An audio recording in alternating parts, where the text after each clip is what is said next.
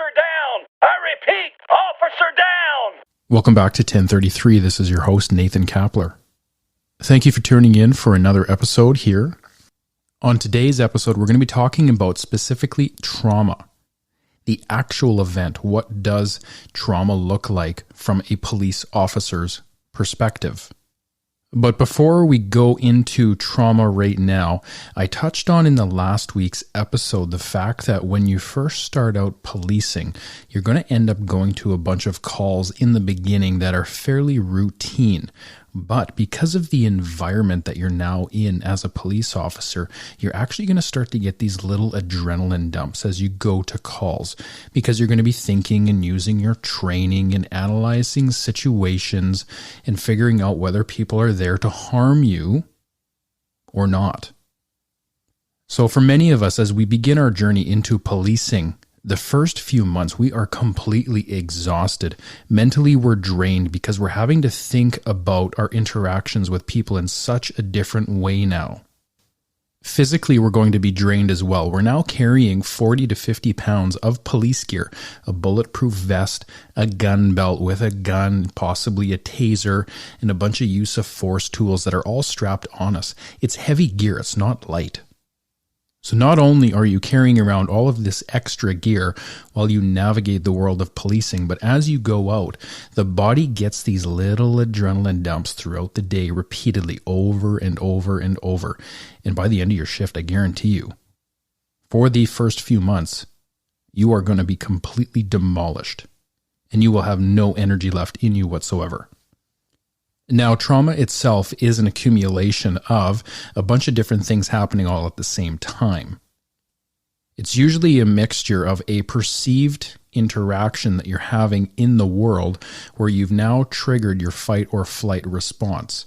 The body responds, fearing possibly for your own safety, and you enter into that adrenaline dump phase where the body dumps as much adrenaline into it as possible, depending on the level of threat, so that you can react accordingly to stay alive. Many of us, police officers or first responders, have been involved in many events where the trauma is so significant that we've never forgotten the event or the feeling that's attached to it. Statistically speaking, most individuals throughout the course of their lifetime might experience 1 to 4 traumatic events. A police officer over the course of his career could experience anywhere from 400 to 800 traumatic events. For many of us, those traumatic events can be viewed as maybe one. Maybe it's only one that you see that breaks you. Or maybe your PTSD comes from the accumulation of hundreds of different traumatic events. Each person is so unique in how PTSD comes or becomes a part of them in their life. Now, trauma itself is something that is widely misunderstood. I think a lot of people, when they think about trauma, they think that trauma actually exists in the mind. The memory is stored in the mind. So when they're having a hard time in life with the trauma that has been endured by them, they think that everything that's wrong with them is in their head. And this is actually completely false. Research now shows that trauma is actually stored within the body. And I'll give you a cool little story here to really kind of explain this so it makes sense. There's a book called Waking the Tiger, Healing Trauma by Peter Levine. And it's the first quarter of this book that for me was the most influential. See, I first read this book when I went to rehab in 2019. Because when I walked into rehab, I walked in and I said, I have had so much stuff happen to me over the course of my policing career. I need to deal with all this stuff that's in my head, all of the trauma. And again, my counselor sat me down and said, Nate, you're wrong. It's not in your head. The memories are, yes, but the trauma itself is stored in your body. I'm sure he could see that I was completely dumbfounded by his comment. It did not make sense to me whatsoever. So all he did was he reached behind him and grabbed this book, Waking the Tiger, passed it over to me and said, read this. It'll all make sense. In this book, there is a situation that unfolds in the very first beginning phase of the book that perfectly describes why and where trauma sits within us. Now, I'm going to recall from memory the actual story between the tiger and the gazelle, because it actually perfectly explains where I'm going with this. In the wild, the tiger obviously has to eat. It's a predatory animal, so it seeks out animals as prey. Now, the gazelle, i.e. the prey, if there becomes a situation where that certain gazelle now picks up and detects that there is a threat, i.e. the tiger lurking, coming after him, what do you think happens? Fight or flight response kicks in the gazelle. And as the adrenaline gets dumped into the gazelle, the body starts to become more alert and hypervigilant and tune in to where is the threat. Now, if the chase happens and the tiger is now chasing the gazelle is faced with a choice. Either fight or flight. So in that natural setting, gazelles will flight. They will run. That is their natural go-to. They will try to escape the threat. That is how they are designed.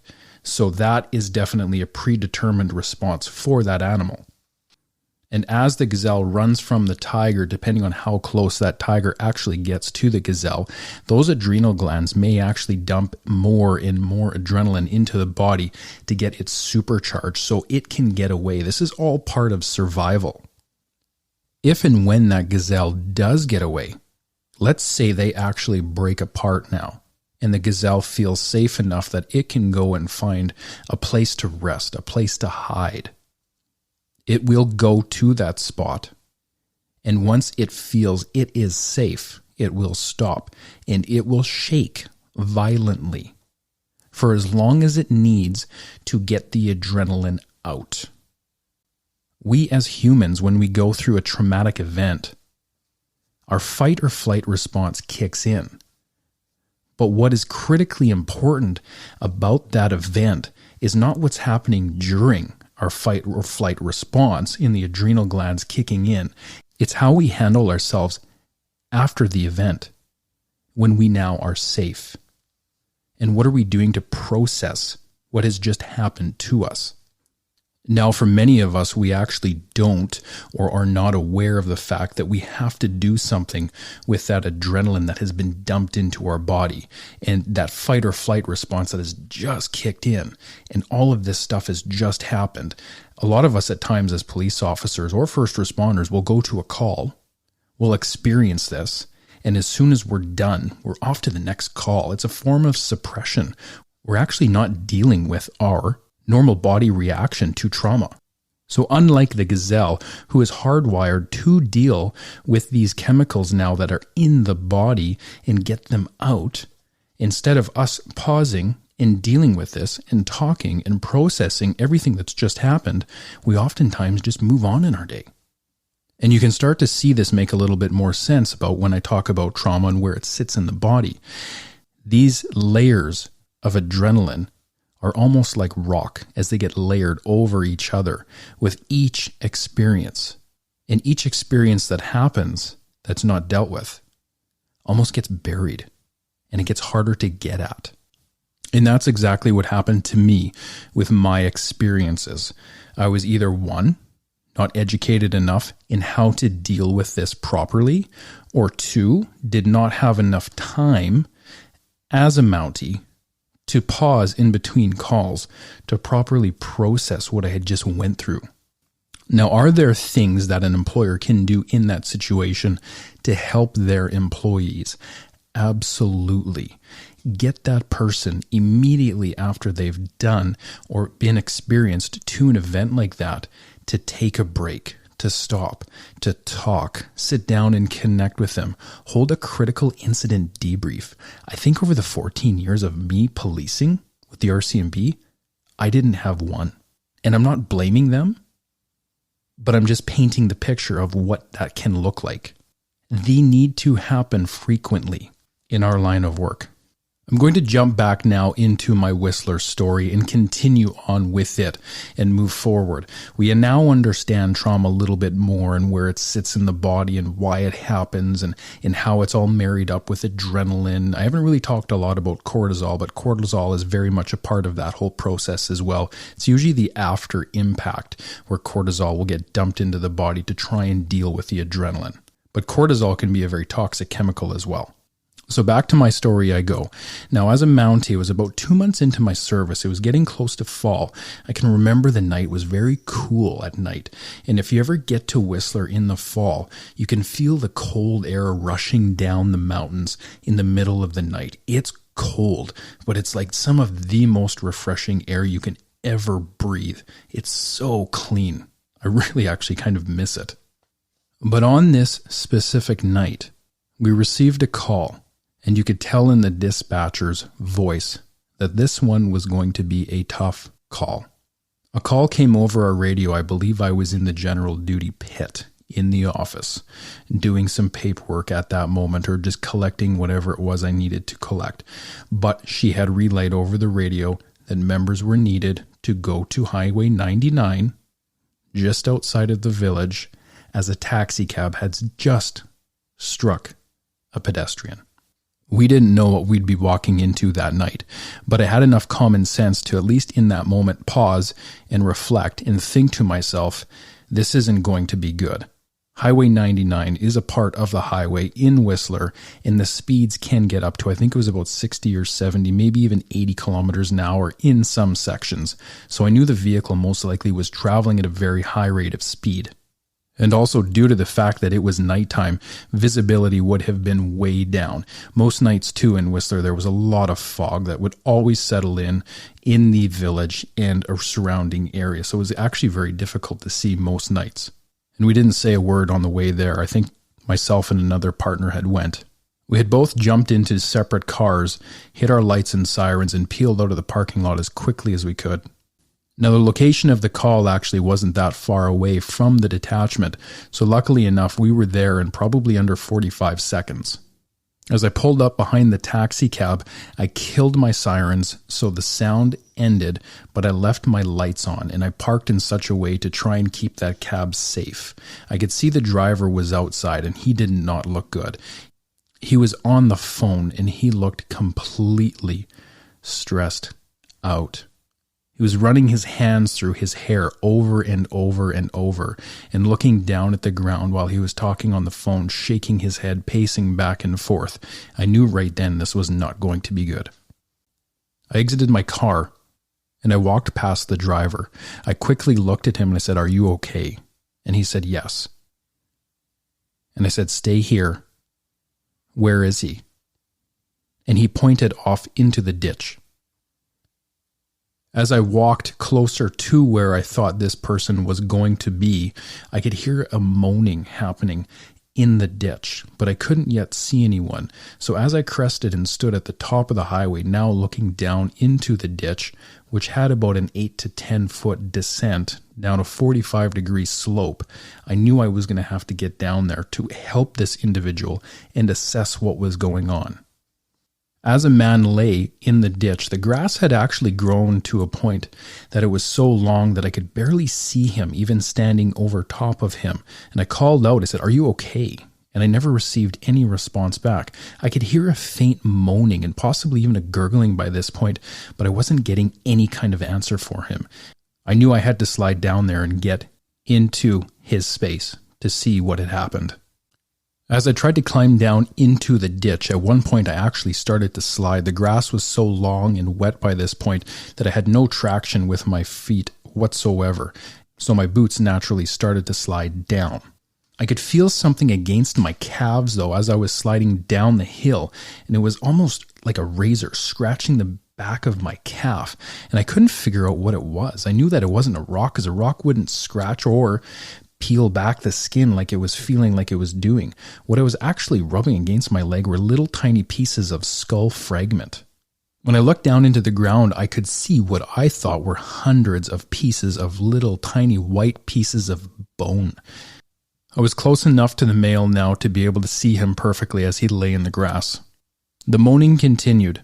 And I believe by that point, he too, on some level, could hear that someone was standing close to him, because he actually looked like he was trying to reach out and needed help, but couldn't verbalize, "I need help." His hands were just slowly and not working with any kind of real purpose, trying to reach out to grab whatever it was that was around him that was making noise. I did a quick head-to-toe scan, and for some reason I started at the feet. I don't know if that was just a natural instinct to try and stay away from the head, because I kind of figured that the bone fragment that had rubbed my leg on the way down into the ditch, if that's where it came from. But as I moved from his feet all the way up his body, everything appeared fine until I got to his head. To be honest with you, I think a lot of the memory of how he looked in that state is obviously blocked, because the vision or the memory itself is definitely blocked. But what I do remember is when I looked at him, half of his head was missing above his eyes. There was no skull, no hair. And I think what I saw was half of his brain still inside of his head.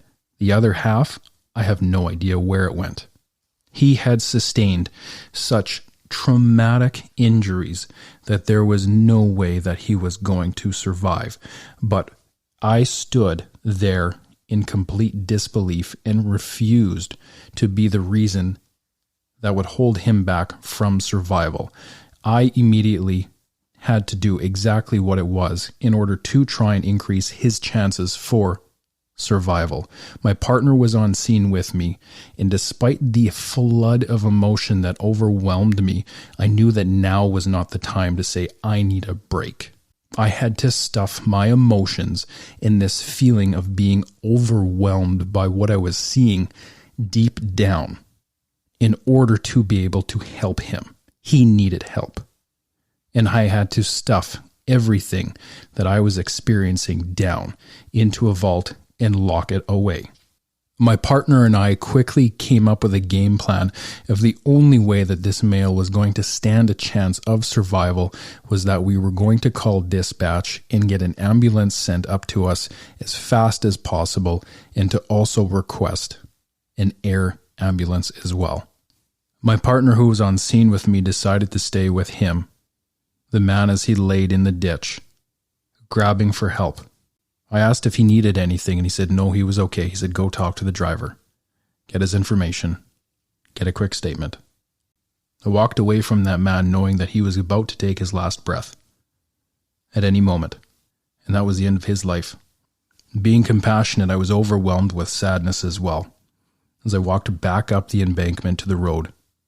And I thought to myself, regardless of this person being drunk or not walking home on the highway, nobody needs to lose their life, not like this. But I had to stuff that down as well. I had to talk to the driver to figure out if there was any criminal element to this whatsoever, and if charges needed to be laid. I spoke to the driver in such a way to protect the nature of the investigation. I chartered and warned him so that anything that was said or done after that moment of interaction that could be used as evidence in court. The driver was devastated. He didn't try to withhold any information whatsoever. He was completely honest about what had happened. The driver had told me his story in such great detail. I took my notes, and I had went back to my partner and said, "This is what happened." Soon after that, either an ambulance arrived or a helicopter arrived. I'm not sure. I don't remember the rest of it. A lot of it actually was blocked out. But I think it was right around the time that that man had been transported into whatever vehicle or helicopter that was going to take him to the nearest hospital. He was pronounced dead shortly after. Now, while I didn't fear for my own safety in that event, adrenaline had definitely kicked in.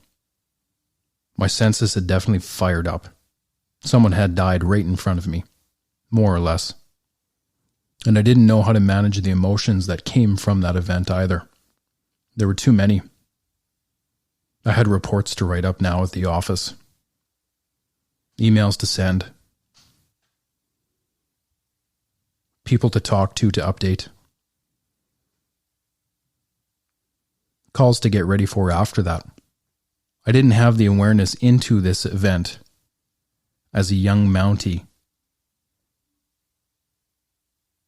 to recognize that I actually needed to stop for a moment and talk about what I had just experienced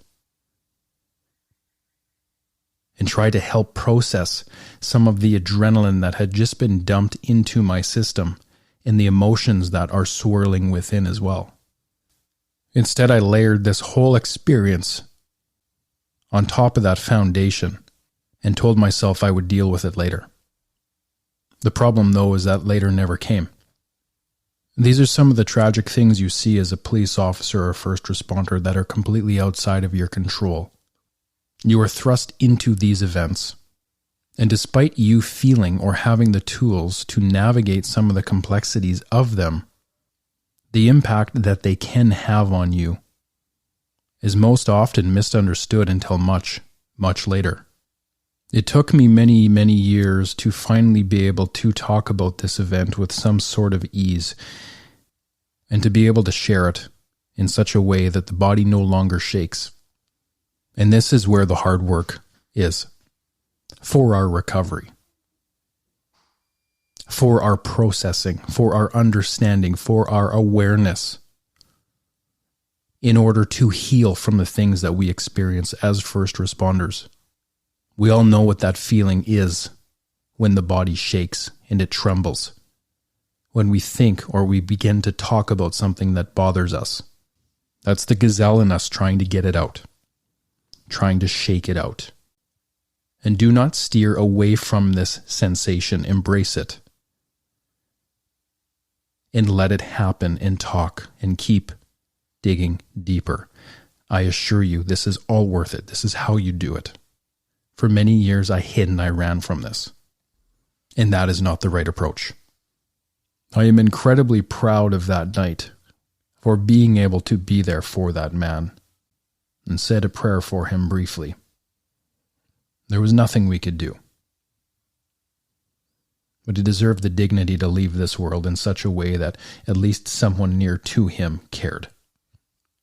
Now, many of you are going to be listening to this on a Monday, probably even driving into work, and your eyes are going to be wide open starting the week this way. And I'm not going to leave you here in this space. It is a very heavy story, but trust me, I am okay. And I want you to be okay with it too. This is just, unfortunately, the reality of policing. Now there is another aspect to policing, which is beyond comical. Years later, when I was in a plainclothes section, so I had stopped wearing my general duty uniform. It had been a number of years before I had put it on. I had to go out to Chilliwack to shoot my pistols and qualify to make sure I was still a good shot. You do this once a year as a Mountie. It's in essence a simple qualification test that you have to pass. And if you don't, you go back for some more practice and they get you back up to speed. Now, the pants that were issued are very cheap. They're made up of a very cheap fabric. They're sewn together with cheap thread. And the fact that these pants hold together for as long as they do, which isn't long, is a miracle in itself. Regardless, one morning later on as a cop, I had put my uniform on. I think I even had to dust it off because it had been in storage for so long. Put my uniform on and my gun belt and my jacket and everything that I needed to go out and shoot for the day. And I headed out to Chilliwack. Now, when I got to Chilliwack, I was met with about 25 other police officers. You sit down in a class for a bit. You go over a little bit of theory, a little bit of academics. You talk briefly about pistol qualifications and the different stages of shooting, just as a quick refresher. And then you get sent off to the range. And while at the range is about 50 yards long, I think, with multiple stalls built into it from where you can shoot from downrange into a barrier.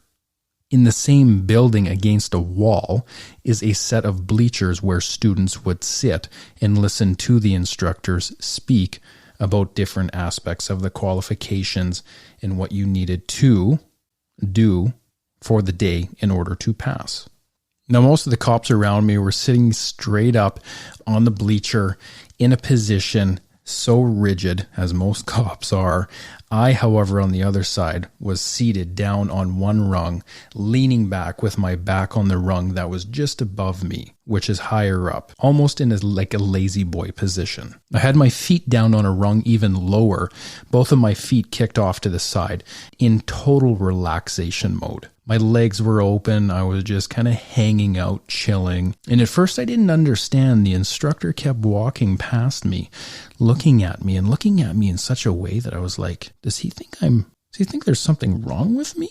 The way he looked at me was almost like disgusting. What are you doing? You should be appalled with yourself. And I was like, there's nothing wrong with my dress and deportment. I had a quick scan. Everything looked in order. I was completely perplexed.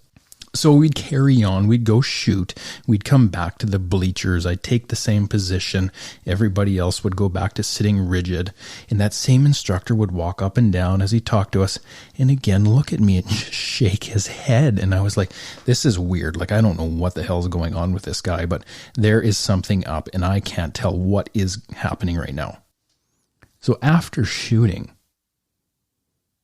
I get out of there because I'm like, I don't know what's up with this guy. I don't know if he's off his medication or what the story is. I drive home thinking, man, oh man, what a day. Like that was so bizarre. Such a strange interaction for that man to keep looking at me the way he did. When I finally got into my bedroom and started to take my kit off, I took my vest off, I took my uniform shirt off, and as I was taking my pants off, I let them drop to the ground, and I looked down and I went, oh no.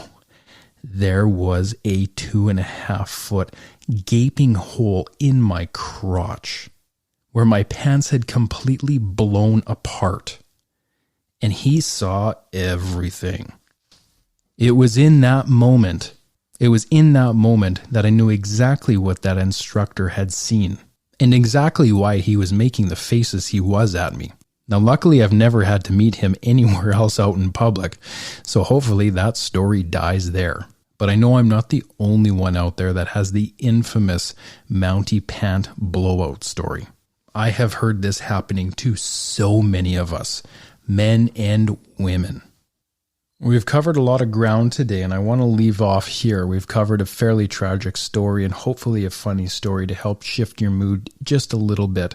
And I hope, honestly, you took some pointers away from this, maybe a better understanding of maybe some of the things it is that we go through as first responders. And if you are a first responder, I hope you took something away in your own journey. And hopefully you're young enough in your journey that you can kind of maybe do things a little bit differently. As always, if you are struggling, please reach out. I am not a therapist by any stretch of the means, but I will work to make sure you get connected with someone who can help you. And as we close this episode down, thank you again for your continued support. It means the world to me. Take care of yourselves.